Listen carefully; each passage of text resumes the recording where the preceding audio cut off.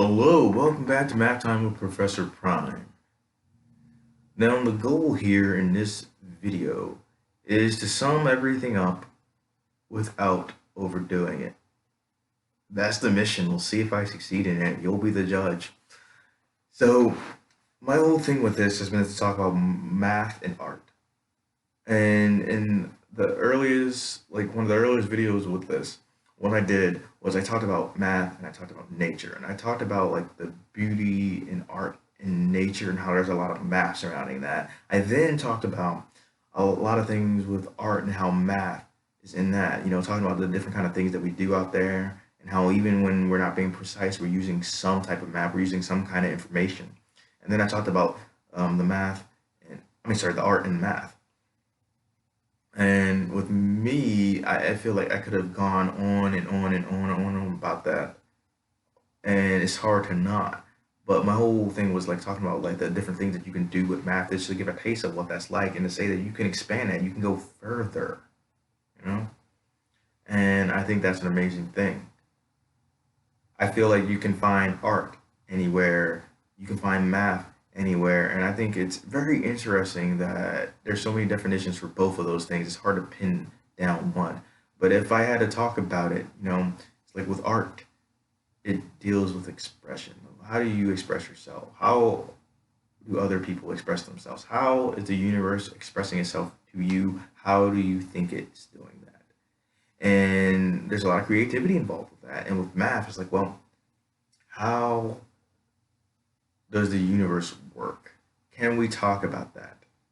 Can we talk about the past? Can we talk about the present? Can we talk about the future using that information? And we can, but there's also a lot of art in that, a lot of different ways to do things, a lot of different ways to say things.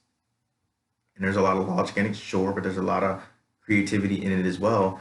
And with like the art that I was mentioning, there's a lot of logic in that. And I feel like that's the interesting thing. And when it comes to life, finding balance, I think, works because there are times where, yes, I'm going to want to be as logical as I can when learning about a situation and pursuing that and figuring out strategies, whether it's, well, how do I want to draw this? How do I want to draw that? How do I want to solve this problem? How do I want to say this thing? And I also want to not take the humanity out and not take the art out of it. I want to be able to say things in a way that resonates with other people, but also is deliberately myself, right? That's the idea. And you find that in art, you find that in math. I feel like they're linked in a way that we don't always get to talk about, and I'm hoping that my videos help make that a little bit more clear. And it's honestly the kind of thing that I could talk about for ages. And I do urge you to explore. Like, you'd be surprised what you find. The internet's a beautiful thing, and we literally got it at our fingertips with our phones. Which, by the way, a lot of math in that too. So yeah, I hope this series of videos were helpful.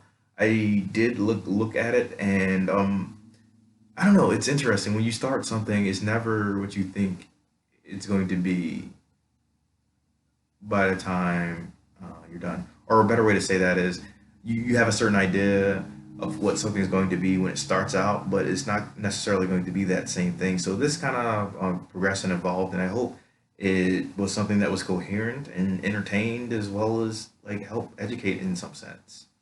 So that being said, Professor Prime out.